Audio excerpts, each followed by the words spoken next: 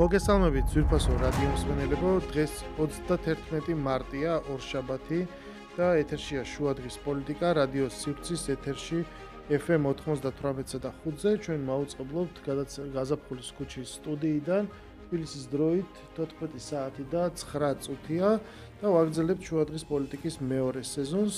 როგორც მოგეხსენებათ, ჩვენი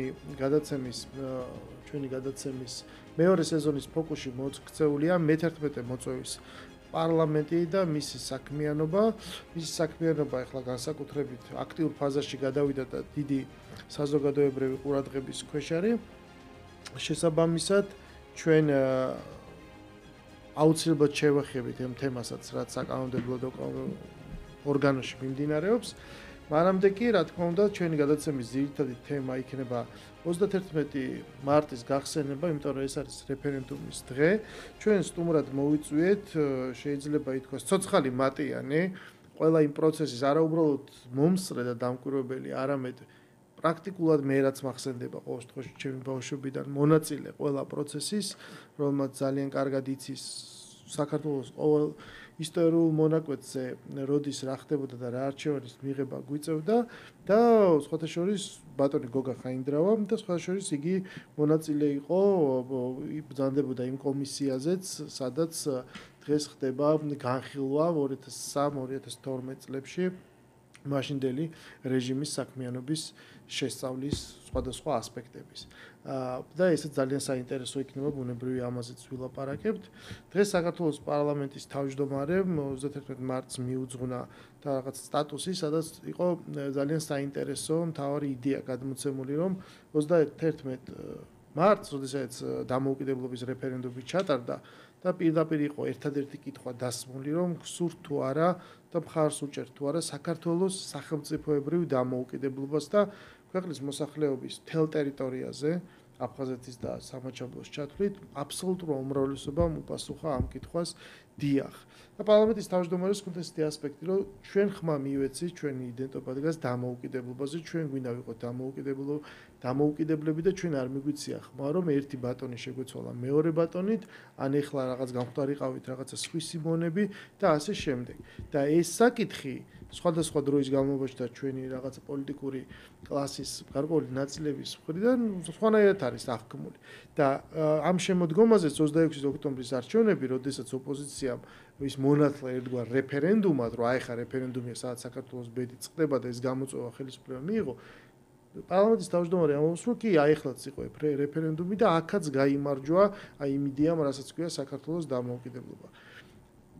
ბატონო გოგა, თქვენ თუ ხედავთ აი ამ პარალელს, რაც პარლამენტის თავმჯდომარემ გაავლო და როგორ ვიხსენებთ? აი, იმიტომ ძალიან ბევრი ადამიანს ახლა გესმით 34 წელი გავიდა. ჩვენ ხედავთ ახალგაზრდებს, რომლებიც სხვადასხვა პოლიტიკურ პროტესტზე გამოდიან ხოლმე, რომლებიც 34 წლის საერთოდ არც იქნებიან, ბევრად პატარები არიან, ხო? ანუ საქართველოს მოსახლეობის ნახევარს უკვე დაახლოებით შეიძლება არც ახსოვდეს ის პერიოდი, მაგრამ არსებობს მეორე ნახევარი, რომელსაც ძალიან კარგად ახსოვს და მე უამრავი გაჭირვება მას შემდეგ ყველამ ერთად გამოვიარეთ. როგორ იხსენებთ ამ გადასახედიდან მაშინდელ 31 მარტს და რა პარალელის გავლება შეგვიძლია დღევანდელ მოვლენებთან, იმიტომ რომ მე ესეთი პერიოდი არ მახსენდება 34 წლის მანძილზე, როდესაც მიმდინარე პოლიტიკურ მოვლენებს ამგვარი შინაარსი და რაღაცა რაკურსი შეეძინა ისტორიისთვის. მოგესალმებით, მადლობა მოწვევისთვის, მივესალმებით ჩვენ მსმენელს. გარყვენი და იბატონე ეს არის დევიზი, რომელიც განსაკუთრებით მე-20 და 21 საუკუნეში იყო აი ძალების ძირითადი დევიზი, ვისაც უნდა და რაც არსებობს კაცობრიობა ეს წადილი არ შემწყდარა დიდი სახელმწიფოების, რომ პატარა სახელმწიფოები ამოიდონ სკამქვეშ და აკეთებინონ ის რაც უნდათ. აი ეს ახალგაზრდები, რომელიც თქვენ ახსენეთ, ეს ოლეოლა მცველები, ზუსტად აი ამ გარყვენი და იბატონეს შედეგი არის რა. 30 წლის განმავლობაში აი ეს მილიარდობით დოლარს რო გვედავებიან, რომ აი ჩადეს საქართველოში, ზუსტად მაგაში იყო ჩადებული, რომ გამოეზარდა თაობა, რომელმაც არც მამა იცის, არც დედა იცის, არც ხალი იცის, არც კაცი იცის. არც წარსული იცის და მომავალიც მაინც და მაინც ღირსეული ვერ წარმოუდგენია, იმიტომ რომ ერთ-ერთი პასაჟი პარლამენტის თავმჯდომარის გამოსვლიდან, რომელსაც ღიად დიდი პატივისცემა მინდა დაუდასტურო არის ის, რომ სხვადასხვა ქვეყნის დროშების სირბილით ქუჩაში ზუსტად მაგის მანიშნებელია. არანაირი კავშირი ჩვენ ამ წლების მანძილზე ევროკავშირთან არ აგვაქვს. ყველა შენობაზე ევროკავშირის დროშაა. სადაც გაიხედა ყველგან და რა უნდა ევროკავშირის დროშა საქართველოში. ჩვენ გვინდა იქით სიარული, გვინდა ეხლა რამდენად გვინდა ეს სხვა საკითხია კიდე იმ ჯოჯოხეთში შესვლა რათაც გადაიქცა დღეს ევროკავშირი და ჩვენ ხედავთ ყველას, მაგრამ ბიუროკრატიას გულისხმობდა არა ევროპელ ხალხებს, კაცო. ეს თავიდანვე ხაზე მინდა გაუსვა. ან რა გვესაქმება იმ გარყვნილებაში, სადაც ისინი არიან, ეგ სხვა თემაა, მაგრამ რატო არის ყველგან, სადაც შედიხარ ევროკავშირი, რატო დგას ყველგან ევროკავშირის დროშები? მითოლოგიისში ვარ. აი ესეთივე მითოლოგია არის 31 მარტის რეფერენდუმი, თუ არაფერი რეფერენდუმი დაპყრობილ ქვეყანას არ ჭირდება იმისთვის, რომ განთავისუფლდეს. საქართველოს იყო დაპყრობილი. რა რეფერენდუმი ჭირდებოდა მაგას? რატო უნდა კითხო დაპყრობილ კაცს გინდა თუ არა თავისუფლება? რა თქმა უნდა, მინდა, უნდა აღვადგინო და მორჩა. ერთადერთი აქტი, რომელიც უნდა გამოცემულიყო, ეს იყო საქართველოს დამოუკიდებლობის აღდგენა და მორჩა. რა რეფერენდუმი უნდოდა მაგას? ან 26 რა რეფერენდუმია, ვინც არ ქმევდა ამას რეფერენდუმ, აი ამ მითებს ქმნიდნენ რეფერენდუმი, ჩავატარეთ ქართულ რა კითხვა უნდოდა ქართულ კაცს, რომ საბჭოთა კავშირი დამპყრობელი და იმპერია რო იყო და სისხლის გუბეში ჩაახჩო დამოუკიდებელი საქართველო 21 წელს. ფორმალური დოკუმენტი იყოს საჭირო, აი ფორმალური, ზუსტად ჩვენ თქვი ის ფორმალური ყველაფერი. მითოლოგია. აი ის ჩავატარეთ ეს 26 ნაცებმა რეფერენდუმად რა რეფერენდუმი იყო ჩვეულებრივი არჩევნები, რომელშიც ქართულმა საზოგადოებამ 54% მიცა ხმა ქართულ ოცნებას. დანარჩენი კი ნახე როგორ გადანაწილდა. მაგრამ იმის უნარიც არა აქვს. წარმოიდგინე ვისთან აგვაქვს საქმე. 60 დეპუტატი უნდა ყოლოდა, 61 დეპუტატი უნდა ყოლოდათ პარლამენტში. შენ წარმოგიდგენია ეს რა ძალაა პარლამენტში 61 დეპუტატი? 150 კაციან პარლამენტში. მაგას ყოველ გადაცემაში ვიტყვი. შენ გესმის ეს რა იყო, მაგრამ არაფრის უნარი არ აქვს, იმიტომ რომ მსახურები არიან. რა დავალებასაც ეს ქვეყანა უნდა დაანგრიონ. ეგეთი დავალება აქვს აკერმანს მიცემული, ეგეთი დავალება აქვს ლორა ტორტონს და მთელ აი ამ ბოროტების ასე ვთქვათ ეგ არის დავალება, რომ დაანგრიო ეს ქვეყანა, ამოიდო იმის ქვეშ და რასაც გინდა გააკეთებინო და რა უნდა გააკეთებინო, ლურსმანი უნდა შეარჭოვინო რუსეთის უკანალში. მეტი ეხლა წარმოიდგინე, მთელ ნატოს უგებს ომს რუსეთი. მთელ ნატოს უგებს ომს. ეს კალანდაძე და ესენი აი გენერლები რო იყვნენ, ნახეთ, ეს გოგავები და ისინი უნდა იყო, რომ ლაპარაკობდნენ, რომ რუსეთი უკრაინა ომს იგებს. უკრაინა ომს რო ვერ მოიგებს, ეგ პირველ წუთში იყო ცნობილი. რა თუნდა და მაგას როგორ უნდა მოეგო უკრაინას ომი რუსეთისთვის? ხო? და მაგის მერე გაერთიანდა მთელი ნატო, იმიტომ გამოიწია ტრამპი ჭკვიანი კაცია, გამოიწია იმ წუთში და შეატენა ეს დამარცხება ევროპას. და ისინი ბაქი ბუბკობს ის საფრანგეთის სამარცხინო ნახე რა ხნეს დღეს. ლეპენი მოხსნეს არჩევნებიდან და იჭერენ. გერმანიაში ის რა ქვია ალტერნატივა გერმანიისთვის უნდათ გაეწიათ არ გამოუვიდათ. აქ ლეპენს იჭერენ. რუმინეთში ის და ეს არის აი ეს ევროკავშირის დროშებით რო დარბიან რა. აი ეს არის დღევანდელი დემოკრატია ევროკავშირში. აი ამას დაემსგავსა ევროკავშირი. იმიტომ რომ ამოწურა თავისთავი, იმიტომ რომ შენ ხო წარმოგიდგენია კუბილიუსი რო უსაფრთხოების ის იქნება, რა ქვია, დამცველი ევროპის კუბილიუსი, გორბაჩოვის პარტიის წევრი, მეხთამე, წყალწაღებული, სამარცხვინო კაცი და კაია კალასი, მაგის ხვარს 2 მილიონიანი თუ რაღაციანი ისა აქ, რა ქვია, რუსებთან აქ ბიზნესი და რო კითხეს მეო არ ვიციო და ქალმა რომელმაც არ იცის ქმრის ბიზნესი საკუთარი ოჯახის წევრის დანიშნეს ევროკავშირის საგარეო საქმეთა მინისტრად რომ წარმოგიდგენია რა აბსურდში არის შესული და ეს რო აბსურდშია შესული ყოველდღიური პოლიტიკა პოლემიკა ამერიკის შეერთებულ შტატებსა და ევროკავშირს შორის აბა შეხედე ყოველდღიური ელემენტარული კი წერა კითხვა თუ იცი ყურები თუ გაქვს და თუ გაინტერესებს მართლა რა ხდება და საით შეიძლება შენი ქვეყანა წავიდეს ხო ეს ხო ყველაფერი ზედაპირზე ძებს გურამ ხო და აი ყველა ეს საინტერესო არის ის ასპექტი რომ როდესაც ანუ ჩვენ ვხედავთ რომ საქართველოს ძალიან პატარა ქვეყანაა და ესეთ გლობალურ პროცესებზე ზემოქმედებას ვერ მოახდენს მაგრამ ჩვენ ეს პროცესები აისახება ქვეყნის შიგნით ის ევროკავშირის დროშა მოყოლებული საქართველოს ევროსაბჭოში გაწევრიანებიდან და მე მაშინდელმა ხელისუფლებმა რო აქციეს სიმბოლიკის ნაწილად იქიდან მოდის, მაგრამ ჩვენ ვხედავთ როგორ იცვლება რეალიები, ხო, მსოფლიოში. ჩვენ ვხედავთ ეს დროში არავის არ ჩამოუხსნია ჩვენთან, მაგრამ არსებობს სერიოზული დაძაბული ურთიერთობა დასავლეთთან მთელ რიგ საკითხებზე. პირველ რიგში იმაზე, რომ საქართველოს ხელისუფლება და ქართველი ხალხიც ვერ იღებს იმას, რასაც ქვია სუვერენიტეტის შელა. ხო, როგორც ჩემთან ჩატარდა არჩევნები, ადამიანებმა თავის ნება გამოხატეს და შენ ამას არათუ არ აღიარებ, არამედ მეორე ოპონენტს გარკვეულ ძალებს რაზმავ იმის წინააღმდეგ, რომ ეხლა ეს ყველაფერი გამოტრიალდეს და ის უკვე ცნობილი ნანახის სცენარები განმეორდეს.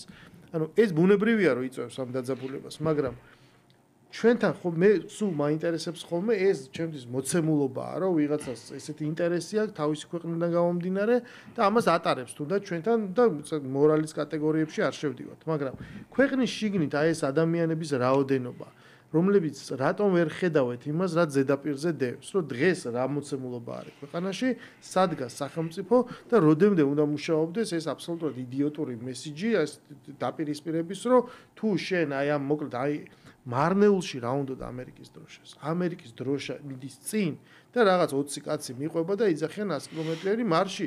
ჩვენი ძეგლები სადაც დგას, იქ ამერიკის დროშა, ანუ რა შუაშია, ხო? ეგ რაში იყო საქმე, ხო იცი? ეს ისინი ოლე ლიბერალები რო არიან, ზეზვა და ზიას საფლავზე იყო. ისინი ხო პირველი ევროპელები არიან, იქ ფიცი დადეს. და გაუყვენ გზას ევროპისკენ. ანუ დმანისის გავლით, რა თქმა უნდა, მარნეული დმანისის გავლით ამერიკის დროშებით ხელში. ეს არის აბსოლუტური შიზოფრენია. და ეს შიზოფრენია შექმნა გარყვენი და იბატონე, ისე ვიმეორებ. ეს მიზანმართულად 10 წლეულების მანძილზე მიმდინარეობდა ეს პროცესი. მილიარდობით დოლარი იყო ამაში დახარჯული. შექმნეს 30,000 არასამთავრობო ორგანიზაცია არის საქართველოში. ბუნებრივია, რომ არის ნაწილი, ვინც რაღაც თავის სპეციალობით მუშაობს, იქ რასაკეთებენ სხვა საქმეა და რა სიკეთე მოაქვს ამ ქვეყნისთვის. მე ჯერ ეს არ მინახია, მართალი გითხრა, რაღაცა დავინახო რა. არა, ოღონდ არც არის გამორიცხული ეს თუ გინდა რომ შენ ეს ეფექტური არაღათა აქციო, ეს ნაწილი ნამდვილი კრონოლოგია გჭირდება. ეგ არის სადაზვერო, ეს პირდაპირ სადაზვერო კაპიტანი გიგაური, ლომჯარია, იქ ეს აისფედი თუ რა ქვია, მე ქართულად არ ვიცი როგორ არის, რა ქვია, ყველანი ინგლისურად არიან. უცხოელები არიან. ეგენი არიან უცხოელები. ეგენი არიან უცხოური ინტერესის გამტარები საქართველოში და ის ინტერესი არის, რომ შენ თავის ჭკუაზე გატარონ, ისე გამოგიყენონ, როგორც გჭირდება. არანაირი მეგობრები მსოფლიოში ქვეყნები არ არსებობს. არსებობენ პარტნიორები. აგერ დღეს ნახე დანია და ნატოში ერთად არიან, რამის არის დედას აგინებენ ერთმანეთს, ხო? რა მეგობრები არიან ახლა, რა განცხადებებსაც ტრამპი აკეთებს და რასაც პასუხობს იმისი დანიის პრემიერ-მინისტრი, ამას მეგობრობა არ ქვია ნამდვილად, ხო? ამიტომ ეს არის დიდი ტყვილი, რომ ისინი სადღაც მეგობრები ყავს. აკერმანი როგორ იყო შენი მეგობარი? ან ვილსონი შენი მეგობარი როგორ არის? აგერ პაკისტანის დემოკრატიის აქტი გამოუშვა ეხლა, იქიდან მიიღო ეთყობა იმაში, რა ქვია, პაკისტანიდან მიიღო ფული ეხლა, ხო? ეს ხო ტყვილია ყველა, ვისაც უნდა რომ ამის ჯეროდეს. ნუ ეხლა რა უყო? ეს არის აბსოლუტურად გადაგვარებული მასა. იმ დღეს მომიწია, იქა გამოვედი ამ კომისიიდან და დამხვდა 20 წლის ბიჭები, რომელიც მოვიდა და ჩემ სახესთან ხელს მიტრია და ბიჭო, შენ ბიჭოს მიყვიროდა და მე ვთხარი, რომ მეთქი ბაბუა შენი სტოლაკაცი ვარ, ჭაღარა და რა ბიჭო ვარ შენი, არაქცხვენია, მე ვთხარი ახალგაზრდა. შენ არ იყავიო? ლურსმნები რო ჩაქონდა აფხაზეთშიო. აი შვილებს გეფიცები. შევხედე და მივხვდი, რომ ეს კაცი ჭკუაზე არ არის. ლურსმნები რო ჩაქონდა აფხაზეთშიო. აგერ არის ჩანაწერი და შეგიძლიათ ნახო. მე ვერც მე ვერ გავიგე. ასე ხარ სადამდე ყავთ მიყვანილი ეს ოლეოლა მცველები. ამდე რა მინდა იცი გურამ გითხრა, ეხლა ეს ტრადიციული ქვეყანაა კაცო. ეს არის ქვეყანა, სადაც წესი ყოველთვის იყო არის და იქნება, როგორც არ უნდა ხარჯავდეს ტორტონი ფულს საქართველოში, ამას ვერ მოშლის. ამას რას უყურებს და რას უსმენს ჩვენი თვალები და ყურები, ხო? რომ 19-20 წლის გოგოები ჯგუფურად დგანან და დედას იგინებიან და იწერენ ამას და მე იმეებში დებენ, შენ წარმოგიდგენია სადამდე გარყნეს ეს ნაწილი ახალგაზრდობის, ხო? ეს ამის წარმოდგენა ხო შეუძლებელია. მე გოგოს პატრონი ვარ. შენ წარმოგიდგენე რომ ჩემი 20 წლის გოგომ რო დადგეს და ოლე და ნაცების თუ კოცების თუ მოცების თუ ბოცების რა მნიშვნელობა აქვს შემდეგ რას აყოლებს რას ყვირიან ქუჩაში დადიან პატარა გოგოები და ესენი ევროპაში მიდიან თურმე ხო ვინც ამათ ხელს უწყობს და ვინც ამათ ასე ვთქვათ აორგანიზებს აი ამ უბედურებისკენ ხო შენ ხო წარმოგიდგენია რომ ჩემთან სახში რომ მოვიდნენ ვთქვათ მე უკვე შვილი მყავს აგერ შეიძლება ცოლი მოიყვანოს და რომ მოვიდეს და მითხას რომ აი ეს გოგო მომყავს ცოლად ხო შანსი არ არის სახში შემოუშვა რომ ნახო რომ ის ქუჩაში იდგა თავის დაქალებთან ერთად და სიამაყით უკანასკნელი სიტყვებით იგი ნუ მე წარმოუდგენელი ამბავია რა ეგ ვინმეს თუ გონია რომ ძალიან ნაკლებ მნიშვნელოვანია ესე არ არის მე ვთვლი რომ ეგ გარეგნული გამოხატულება ძალიან ბევრ რამეზე მეტყველებს და ეს არის შემთხვევა როცა ფორმა განსაზღვრავს შინაგანს ეს არის აბსოლუტურად უცხო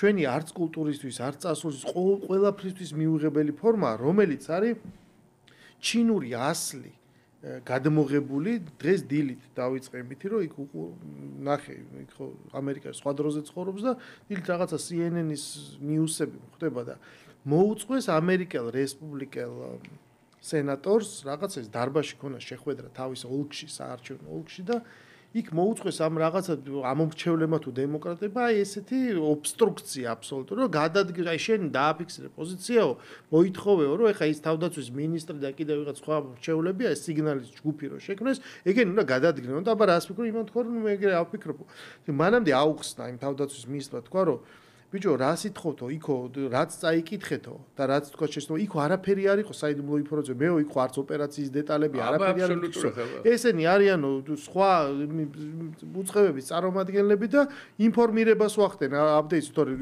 იქ არაფერი არ წერო ეს პასუხი ეს არ დამთავრდა შენ რო ნახო ფორმა და ესთეტიკა როგორ ობსტრუქციას უწყობენ პირდაპირ გახსენდება ჩვენთან აი შენს მიერ ხსენებული უკვე გამოცდილი ქალები, ვინც ამას იქცევენ და ეს არის კულტურა და ფორმა, რომელსაც აქ ამკვიდრებ. მე ხდება ამის ნორმალიზება.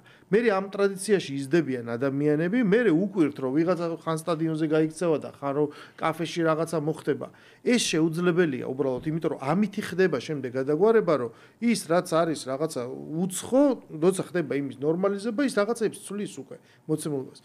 თელი სააკაშვილის ხელისუფლების მანძილზე ანუ იმ 9 წლიდან 7 წელი სულ მიტინგი და პროტესტი და იქ ბავშვების ნაცვლად იდგას დასრული ადამიანები ანუ ხან საკნების აქცია იყო ხარა იყო ეგეთი რაღაცაები მე რა ვიცი მე არ მახსოვს ერთი შუშა ერთი საგინებელი სიტყვა არ თქმულა მეცაც გეტყვი ეს ყველაფერი ხმას რო ჩაუწიო ხმას კი არა რომ მოიყვანო ადამიანი ვინც ენა არ იცის ზუსტად იგივე არ იქნება მშვიდობა აი რო დადიანი მეგაფონი გაჩვენებ ამას სამ სხვადასხვა ქვეყანაში ერთი და იგივე ზუსტად იმიტომ რომ აკერმანებისგან მოდის ეგ იქაც აკერმანი აქაც და იქ ეს არ არის არაფერი აკაური არაფერი აკაური არ არის და იქაც გადაგვარება ნახე წარმოიდგინე სოფლიო საზოგადოების კაცობრიობის გადაგვარების აი როგორი აი თვითმხილველები ყავთ ის იშლება ის ქვეყანა ტრამპი თუ უშველის დღეს თუ გაიტანენ ამ ლელოს თუ იმ ქვეყანას მომავალი არ აქვს ჩემის აზრით ვერც ტრამპი ვერ უშველის ისე ღრმად შევიდა ეს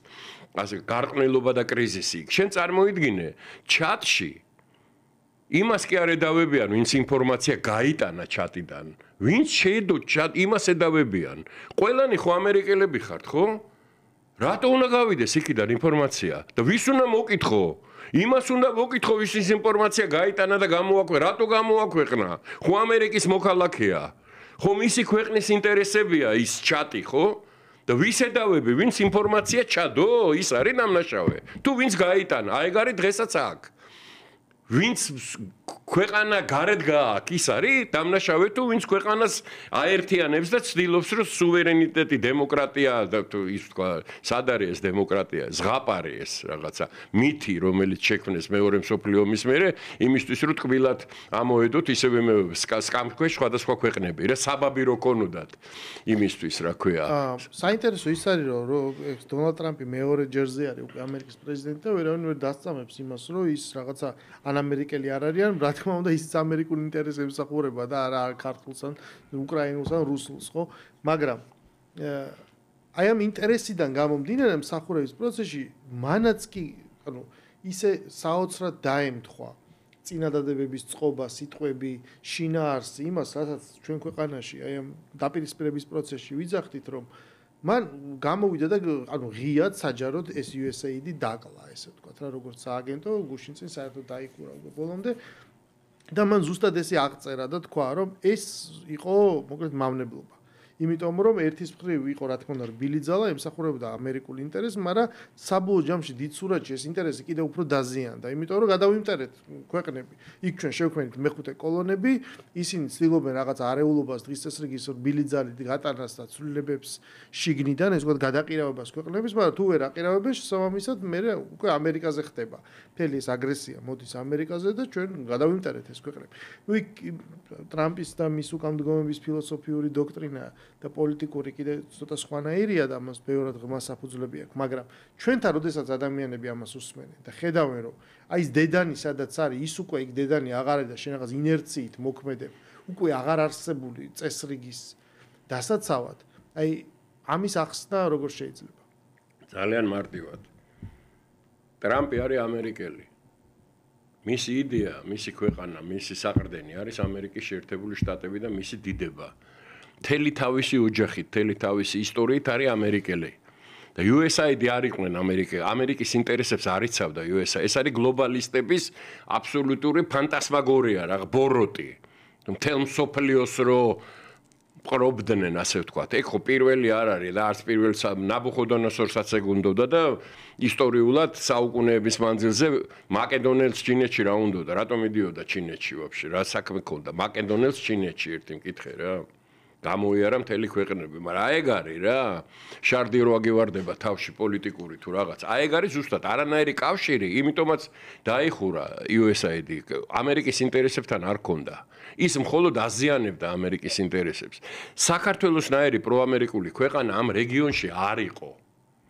ახლო-მახლოს არ იყო. ერთადერთი პროამერიკული ქვეყანა საქართველო იყო ამ რეგიონში. რა უნდა გაგეკეთებინა ამ დენიგანებს, მენიგანებს, დეგანებს, მენგანებს, ის კელებს, მელებს, იქამდე მიიყვანა, რომ დღეს დიდი უმეტესობას საქართველოს საზოგადოების გახედვა არ უნდა იქით. იმედი გააჩინა ტრამპმა, რომ აი თქვათ შესაძლებელია და ზუსტად იმიტომ დაემთხვა, იმიტომ რომ იქაც და აქაც თავარი ინტერესი არის შენი სამშობლოს, ჩემი ქვეყანა, ჩემი ხალხის ინტერესი, სუვერენული, არა ამერიკის ინტერესი, არა ნატოსი და იმისი ევროკავშირის და იმისი, რა ქვია, ვიღაცა იქ ევროპელი კალასის და მალასის და უკრაინაში რაც ხდება, არამედ ჩემი მშვიდობა, განვითარება, ეკონომიკა, ჩემი ხალხის კეთილდღეობა და არა ის უკრაინული დროშები და იქაური ევროკა, არავე საქართველოს დროშები, ხუჭრიანი, რომელიც არის სიმბოლო ჩვენ რა, აი აქ ხუთივე ჯვარი გეუბნება რა არის ჩვენი სიმბოლო, რა არის ჩვენი ინტერესი. აი ამიტომ არის ეს დამთხევაა და დამთხევა ოღონდ ლოგიკური დამთხევაა.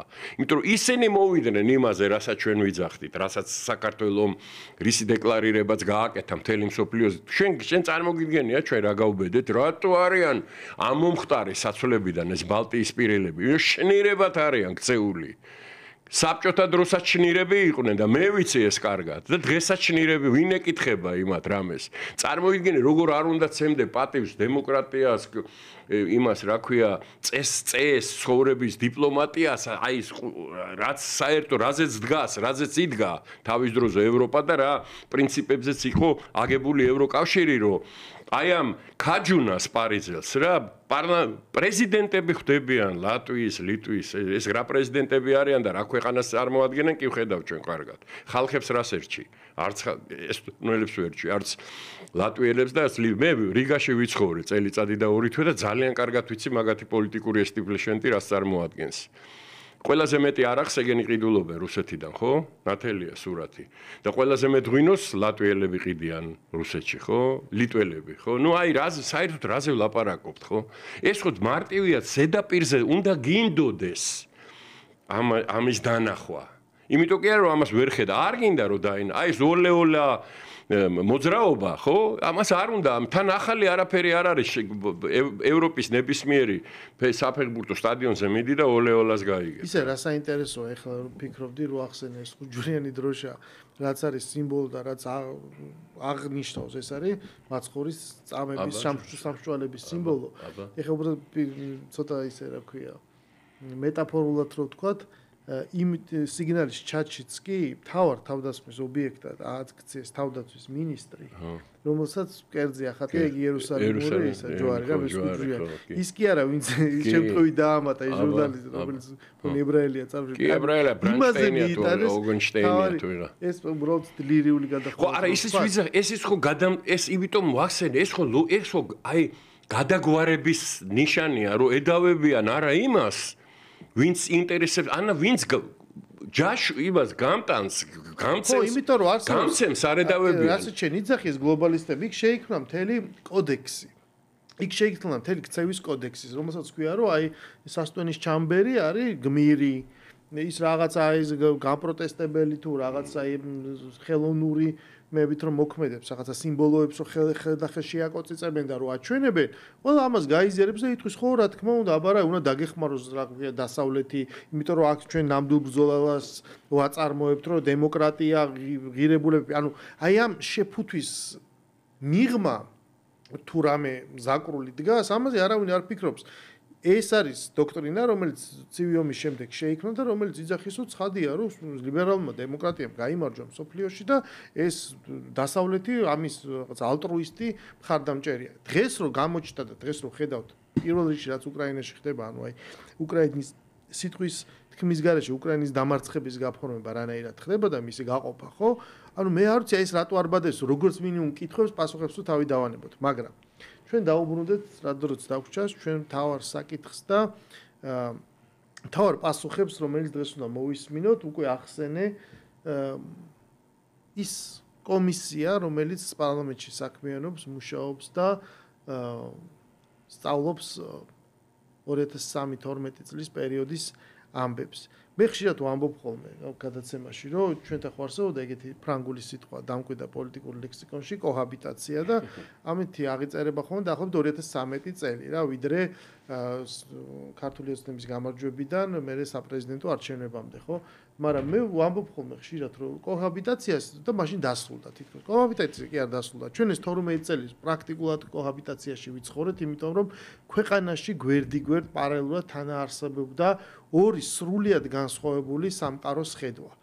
ისტორია, ადამიანები, რომლებიც უკვე არც ერთ წერტილში არ იკვეთებოდნენ. იქ თუ ამერიკულ ინტერესში დღეს ვხედავ ჩვენ სხვადასხვაობას, ხო? აქ მთელი ეს 12 წლის მანძილზე იყო სრულიად განსხვავებული შეხედულება წარსულზე, აწმყოსა და მომავალზე.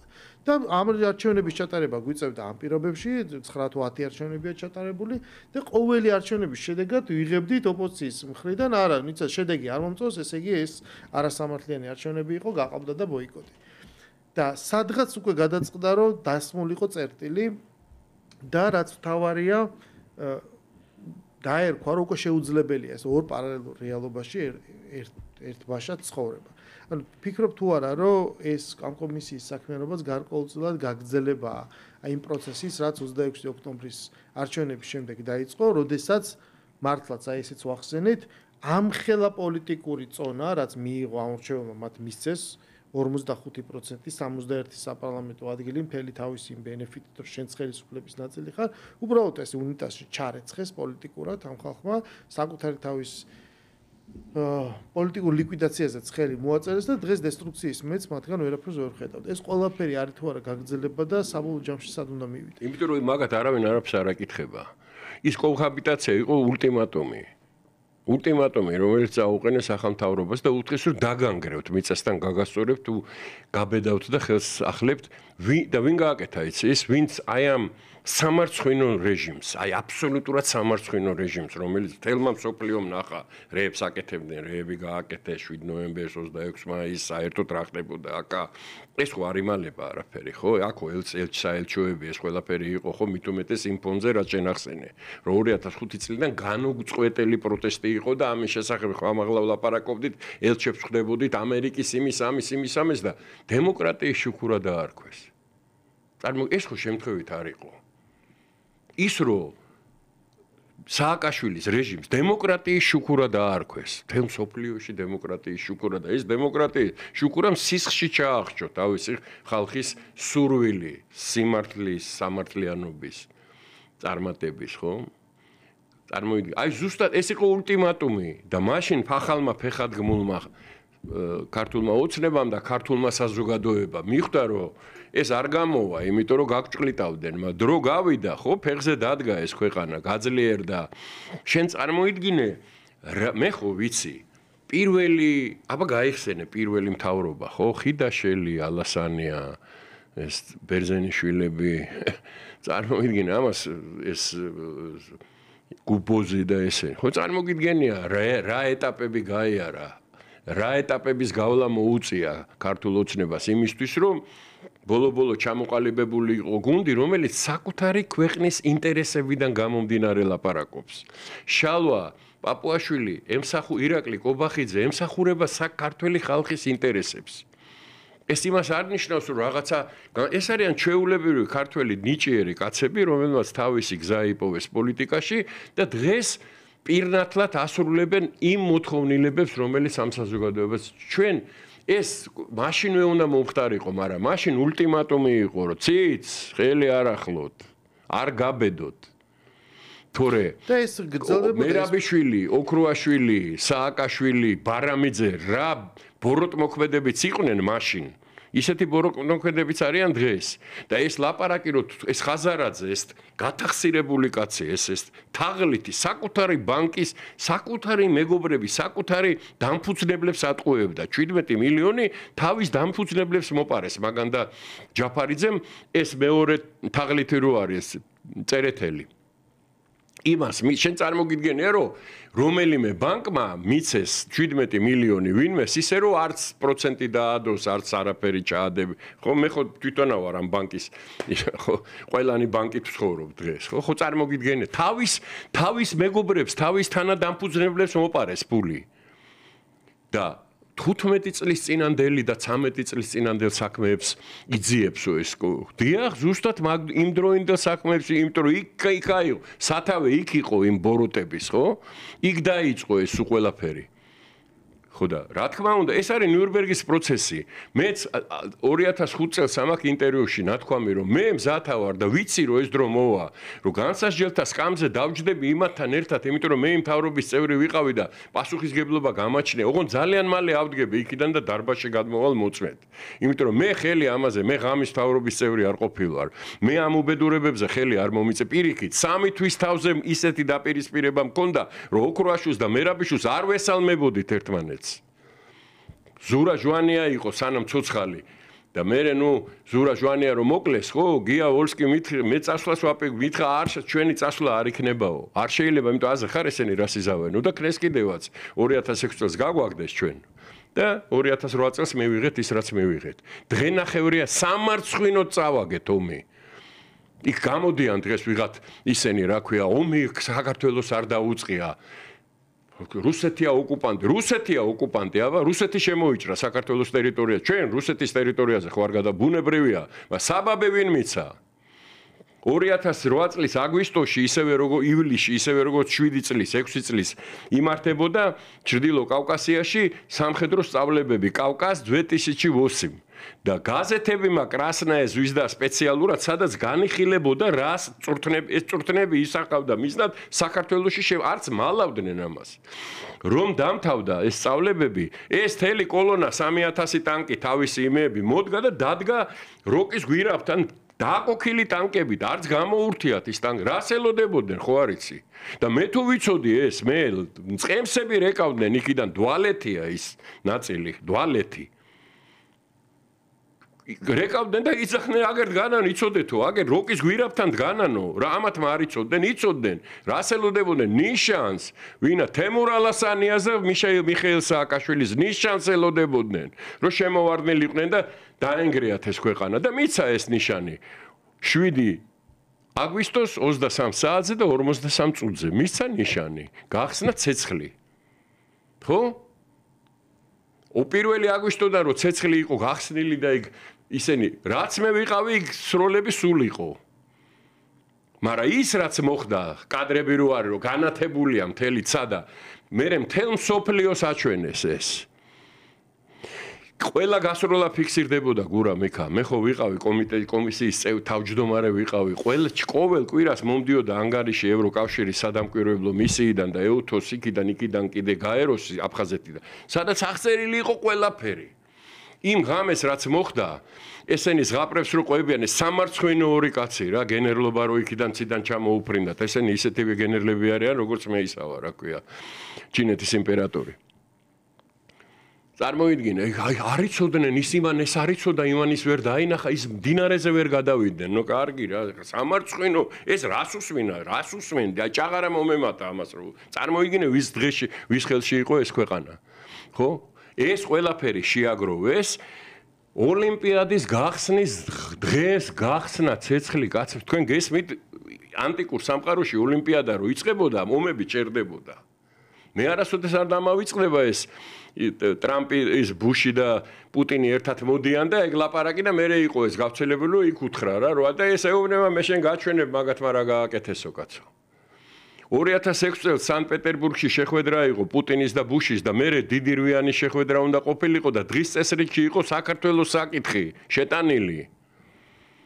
რამდენიმე დღით ადრე ოქროაშვილის ბრძანებით გააჩერეს დიპლომატიური მანქანა რუსების ევნევიჩიიშ და გენერალი პაპოვი და თანაც შემთხვევით აღმოჩნდა რომ იქ ზის ნატაშა რატიანი რომელიც იყო იტარტასის თუ რაღაც სპეციალური კორესპონდენტი და ის პირდაპირ გადასცემდა მთელ ევროპაში და იმაში რომ ნახეთ რა ხდება აგერ დიპლომატიური მანქანა და შეურაცხყოფებს გვაყენებენ აფურთხეს აგინეს შუშების ვერ დალეწეს იმიტომ ბრონირებული იყო პანჩურები ურტყეს და რა იცი რა შედეგად ამოვიდა დღის წესრიგიდან პუტინსა და ბუშს შორის საქართველოს საკითხი. პატენა თქვა ჩვენ ამას აღარ განვიხე. რატო აი ამიტომ? იმიტომ რომ კარდე დუხტვა, რომელიც ბელგიის პრემიერ-მინისტრი იყო და ევროსაპარლამენტო იმის თავმჯდომარე განცხადება გააკეთა, რომ ეგ არის ვენის კონვენციის დარღვევა და სამარცხვინო მდგომარეობაში ჩავარდით მაშინ. არაერთ ეს ყველაფერი დამალულია. წლების განმავლობაში აი ეს ტონტონები, მონტონები, ეს ისინი არასამთავრობო ორგანიზაციები, ეს ამერიკის საელჩო და ეს თელი ისინი ამას მალავდნენ ქართველმა ხალხმა ეს არ იცის რას ჩადიოდნენ ეს ბოროტმოქმედები იმიტომ რომ ოქროაშვილი მერაბეშვილი და სააკაშვილი რუსეთის ინტერესებს ემსახურებოდნენ ყოველთვის ალასანიანა და მე ამას დავამტკიცებ სასამართლომდე თუ საქმე მივა ესენი საქართველოს მაგათთვის საქართველოს სამშობლო არ იყო და ეს რო ესია ნახეთ საფრანგეთში ოქროაშვილის ინტერვიუ რუსული იმისთვის მიცემული, სადაც მიწაშიდებს ამერიკელებს, ამერიკის საელჩოს, ამერიკის პოზიციას და ასე შემდეგ. უპასპორტო კაცი დაყავდათ იქით-აქეთ. უპასპორტო. ეგ არის რეალობა და ამის დამალვა ხდებოდა მთელი ეს წლების, მთელი ეს კოაბიტაცია იყო იქითკენ რომ ეს არ გასულიყო ქართველ ხალხს ეს სიმართლე არ გაეგო და იმიტომ არიან ეს ახალგაზრდები იქ რო დგანან იმიტომ ეს არ იციან ეხლა გახდა ეს ცნობილი 2008 იყო პირველი ოპერაცია რუსული როდესაც ღიად მარტო ეგ არ იყო სამხედრო გეგმები გაცხადებული ღიად იყო გაცხადებული პუტინის მუქარა 2007 წელს ჯერ კიდევ მიუნხენის კონფერენციაზე რომ თქვენ რასაც აკეთებთ კოსოვოში ან სადღაც ეს ყველაფერი უპასუხოდ არ დარჩება და ნატოს გაფართოების საწინააღმდეგო პოზიციაც ბევრი მოგვისმენია და ყოველ შემთხვევაში ანუ ის რომ რუსეთი რაღაცას გააკეთებდა ეს იყო რაღაცა ცნობილი მთავარია თავს ვინ დადებს იმ კუნძზე სადაც ისაპირებს ნაჯახის დარტყმას ხო და აქედან დაწყებული ჩვენ ვნახეთ მე 2014 ჩვენ ვნახეთ 2022 წელი რომელმაც ითამაშა კატალიზატორის როლი იმიტომ რომ მეტნაკლებად აქამდე თუ აი ეს ორი პოლიტიკური ნარატივი აცმოძრაობის ქართული ოცნების ქვეყანაში თანაარსებობდა რომელსაც ეს ნიშნავს სრულიად განსხვავებულ წარმოდგენას და ხედვას ჩვენს ისტორიაზე აწმყოსა და მომავალზე იქ უკვე ეს უბრალოდ მაგიდასთან დისკუსიის ფორმატს ან არჩევნებსაც კი გაცდა, იმიტომ რომ დადგა ეგზისტენციალური საკითხი, ხო? ის მიზეზი, რითაც დაიწყო 2021 წლის 17 დეკემბერს რუსეთი უგზავნის დასავლეთს რაღაც ულტიმატუმის სახით ფაქტობრივად პირდაპირ დოკუმენტს უდებს ან ამას ხელს აწერთ ან ჩვენ მოკლედ ომს ვიწყებთო. პირდაპირ ეწერა, ყველას გაუგზავნეს. ყველას. წავიდა პროცესი. ეს ეხაც დევს რუსეთის საგარეო საქმეთა სამინისტროზე ეს ტექსტი ეხლა სადაც პირდაპირ წერია, რომ ერთ-ერთი თავი მიზეზი არის, რომ მოლდოვას ნეიტრალიტეტი აქვს გამოცხადებული ის, ვინც ნატოში გაწევრიანებას ესწრაფოდა, იყო უკრაინა და საქართველო, ხო? შეიჭნენ უკრაინა. მოლდოვა SNG-ს წევრია დღემდე, საერთოდ შედარება არარელევანტურია სულ მაგას ვიძახი საქართველოს მოლდოვას. შოთაში იქაც დაიჭირეს გაგაუზის. კი, ერთ-ერთი ავტონომიური ოლქის მოკლედ ხელმძღვანელი ქალი და ამ შემთხვევაში საქართველოს აღმოჩნდა რა ამ საკითხის და ცეცხლის ხაზზე ამ გაგებით, ხო? და ცხადია ჩაერთო ასევე ქართული ოცნების პოლიტიკა, როგორ უნდა გადავარჩინოთ ქვეყანა და მეორეს მხრივ ოპოზიციის არაერთი მცდელობა, რომ ეს ყველაფერი არის მცდარი, იქ ხან ის უნდა გავაგზავნოთ რა ქვია თვითმფრინავი და ჩარტერი, ხან რა უნდა გავაკეთოთ, ხან რა საქციო უნდა დავაწესოთ. ანუ აი ამ პროცესმა რომელზეც არაერთხელ გვილაპარაკია, ხო, შეასრულა სერიოზული კატალიზატორის როლი და შესაბამისად აი ამ არჩევნებზე, აი ეს შინაარსის ეს არ იყო ამიტომაც ჩვეულებრივი არჩევნები, მაგრამ ამ არჩევნებზე იდგა მხოლოდ ის კი არა, რომელ პარტიას ავიცოთ. არამედ საერთოდ ეს ქვეყანა ხვალდაზე გრანაირად და სად იქნება, ხვდები? შესაბამისად, ამიტომაც ფიქრობ, რომ ამის გაგრძელება არის ყველაფერი, რაც ახლა ხდება და აი ეს კომისია სადღაც მორჩება მუშაობას. თავარი რაც არისო ჩვენს ისტორიაში რაღაცებს უნდა დაერქვას სახელი. აღარ შეიძლება რომ ერთი ანუ თაობები იზრდება და ერთისგან ისმეს ერთს, მეორისგან მეორეს და არიან პერსონაჟები იგივე ხსენებული გუბოს, რომელიც ერთ დღეს ერთის დღეს და მეორე დღეს აპირისპიროს და ეს რაღაცა ისტორია ხო უნდა გამსალმე სამადაშვილი, სალომე ზურაბიშვილი. მე რა მაინტერესებს? 5 წუთი დაგვრჩა და ეცი ეგ მინდა მითხრა როგორ ოპტიმიზმით უყურებ თუ როგორ უყურებ პროცესს, რომ რა შეიძლება ჩვენ მივიღოთ აი ამ პოლიტიკური ხაზის გაგრძელების შედეგად უახლოეს მომავალში. მე მინდა გითხრა 54% იყო მაგის საბუთი. საით ვითარდება ქართული საზოგადოების, ასე ვთქვათ, საით მიესწრაფის და საითკენ მიდის. ეს იყო ზუსტ აი პირდაპირი ნიშანი იმის. სამწუხაროდ დანარჩენი 10 მიღებული, ეგ არის ძიება. ხო, ზოგმა აქით თვითონ თავისთვის იპოვა, ზოგმა იქით, ზოგმა იქით. საბოლოო ჯამში კარგად გვესმის ეს საპროტესტო ყოველთვის არის, იქნება და უნდა იყოს კიდეც, ოღონდ გონიურად გამოყენებული და არა ის. ეს მეტყველებს იმაზე, რომ მე დარწმუნებული ვარ, რომ ჩვენ ხო ყველამ კარგად ვიცით, რომ არაკანაფერი მსგავსი, არანაირი გაყალბება არჩევნების დროს არ იყო. ეგ წარმოუდგენელია. ხან რა მოიგონეს, ხან ლაკა გამოვიდაო, ხან ის გამოვიდა, ხან ის წავიდაო. ელექტრონული არჩევნები ამის საშუალებას არ იძლევა.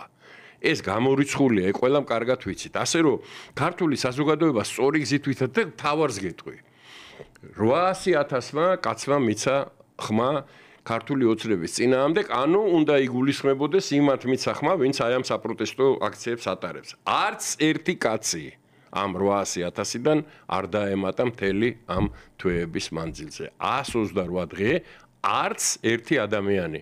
იმიტომ რომ შეიძლება ნაწილს და ბუნებრივია ხა 12 წელიწადი ხელისუფლებაში ერთი პარტია სოფლიოს ნებისმიერ ქვეყანაში ახლა ეს ისეთი მომენტია რომ გინდა რაღაცა ცვლილება და ეს ბუნებრივიც არის და ეს რომ არ არის ასე ვთქვათ განწირული ამაზე მეტყველებს ის რომ კი ბატონო შეიძლება ხელისუფლების ოცნება აღარ უნდათ მაგრამ ისიც არ უნდათ რასაც ესენი გადაგებენ გადატრიალება არ უნდა ეს ძალადობა არ უნდა უბედურება არ უნდა აი ეს ქუჩის ეს მოლოტოვის კოქტეილი არ უნდა არც ერთი კაცი არის სექტა რომელიც შედგება აი ამ 4 პარტია როგორ უნდა დაარქვა ამას და ეს უფულოდ დარჩენილი არასამთავრობო ორგანიზაციების დიდი ასე ვთქვათ ნაკრები. აი, არც ერთი კაცი არ ემატება. აი, იმის შიგნით ხდება ცოტა მეტი, ცოტა ნაკლები. ეს მეტყველებს იმაზე, აი, რეზუმეს სახით ვიტყვი, რომ ეს საზოგადოება ჯამთელი საზოგადოებაა, გურამ. ჩვენ ყველას რაღაცა გვტკივა, მაგრამ ჯამთელები ვართ. ხან ფეხი გეტკინება, ხან იქრა, ხან რაღაცა, მაგრამ ჯამთელი ხარ. ეგრე არის ქართული საზოგადოება, არის ჯამთელი საზოგადოება და ამას ადასტურებს. აი, მთელი ეს 3 წელი სანამ ომი მიდის. ეს უბედურება, რაც დამართეს უკრაინას ჩვენ მოძმე ხალხს, ხო? აი ეს არის მაგის მაგალითი, რომ ქართველმა ხალხმა, ქართულმა საზოგადოებამ ეს არ დაუშვა და იმიტომაც მისცა ამდენმა ხალხმა ხმა ქართულ ოცნებას და აი ახლა საშემოდგომო არჩევნებზე კიდე მეტი მიცემს. ხო, ეგ უნდა მეთქვა, რომ დიდი ალბათობით ერთ-ერთი ვერსია შეიძლება ისიც იყოს, რატომაც ბოიკოტს აცხადებს ეს 4-ეული თუ ეს ოპოზიცია და აპირებს ხმის მიღებას, იმიტომ რომ არ უნდა გამოჩნდეს, რომ იმაზე ის 10% ხო მიიღეს და კიდევ უფრო ნაკლები უნდა მიიღო, იმიტომ რომ შენ როცა ამომრჩეველი ხარ და შენ ოპოზიციას ხმა მიეცი, იმიტომ რომ მრავალფეროვნება იყოს ქვეყანაში, დემოკრატია იყოს, სხვა ხმაც ისმოდეს, პარტია მოგბეს და შენ მიეცი კონსტიტუციური ჩარჩოდან და წესრიგიდან გასვლას არ მიეცი ხმა მიეცი ამ წესრიგს და აი ამის ფარგლებში ქვეყნის შიგნით დემოკრატიული პროცესის წასვლას. როცა ამის ნაცვლად შენ მიიღე რომ ტიპებმა მოიგონეს რომ ეს არჩევნები გაყავდა, მე ბოიკოტი და შემდეგ რუსთაველზე აი თვითონ რას დაარღვევს უწყვეტი მიტინგები და მე აი იმ ესთეტიკის შემოტანა, რასაც ჩვენ ყოველდღიურად ხედავთ, ეხლა ეს ნორმალურ ადამიანს არ აქვს მნიშვნელობა თუ ქართველი ხარ და რომელი პარტიის სამომრჩეველი ხარ, ეს შეუძლებელია რომ ეს მისაღები იყოს. შესაბამისად, ბუნებრივია რომ ეს ამ პარტიის მხარდაჭერა იქნება დაკლებული და რახან გაკოტრებული ხარ, მაშინ რა შვები ხო ხდები გურამ 60 დეპუტატი ისევ მინდა გაგები. შენ გესმის 60 დეპუტატი პარლამენტში რას ნიშნავს? ეს უდიდესი ლაპარაკობს. რამდენი რამ შეეძლოთ ამით გაეკეთებინა. რამეკეტები გაუჯერ ესეთი ვიცე-სპიკერები ეყოლებოდათ, კომიტეტის თავმჯდომარეები ეყოლებოდათ და შენ გაქვს სახელმწიფო რესურსი, შენ შეგიძლია ემუშაო ამომრჩეველს გაზარდო ელექტორალური ბაზა და დასწავლია ყველას პირდაპირ ეთერში აჩვენო. ყველა იქაც ყველა ტრანსლაცია, ჯობი ხარ. აბარა, ყველა შეცდომა, შენი ხედვა, შენი ეკონომიკური რაღაცა უამრავი რამე და ეს ამაზე უარი რატო თქვი? ცოცხალი თავით არ იტყოდნენ ამაზე უტა მე მასწავლე ჯაფარიძეს ხაზარაძეს უარს როგორ იტყოდნენ იმ მაგისტვის დახარჯეს მილიონები რომ ის სადეპუტატო ხელშეუხლებლობა აეღოთ უბრძანეს უთხრეს მორჩა არავითარ შემთხვევაში ჩვენ ამათ ჩამოვაგდებთ ეს თავრობა ჩვენ არ მოგწონს აკერმანმა ტრონტონმა მორტონმა იმის ჯერ წარმოიდგინე რა როგორ უნდა დაეცე ადამიანის ეს საიდან უნდა დაეცე ახლა იმ ჭაობში როდგე ხარ აკერმანის იმისი რა ქვია მაკეინის ინსტიტუტის ის რო გახდები რა ქვია რა ახლა კი მოიგონეს ასპირანტ სტიპენდიანტი რა ესე იგი დაქირავებული აგენტი ხარ მაგათი ფულს მაგაში გაძლევენ წარმოიდგინე საქართველოს პრეზიდენტი ისე იყო ისიც სააკაშვილმა პირველი რაც გააკეთა ქართული პასპორტი გადააგდო და უკრაინა საქართველოს პრეზიდენტმა წარმოიდგინე დავით აღმაშენებელს ადარებდა თავის თავს დავით აღმაშენებელი სპარსეთში ან მონღოლეთში რო წასულიყო გუბერნატორად რომელიმე იმის რა ქვია ოლქის ხო წარმოიდგინე პასპორტები გადაყარეს მაგან ეს დეკანოიძემ იმ პასპორტები გადაყარეს წარმოიდგინე იმ წუთში როგორც კი სარგებელი სხვა მოედანზე ნახეს იმ წუთში იქით დღეს გველაპარაკებიან საქართველოს ინტერესებზე რა გასაგები დიდი მადლობა გოგა სტუმრობისთვის ესეთი იყო წლევანდელი 31 მარტი დღევანდელი გადაცემა დასრულებულია ჩვენ ეთერში დავბრუნდებით ხუთშაბათს გემშვიდობებით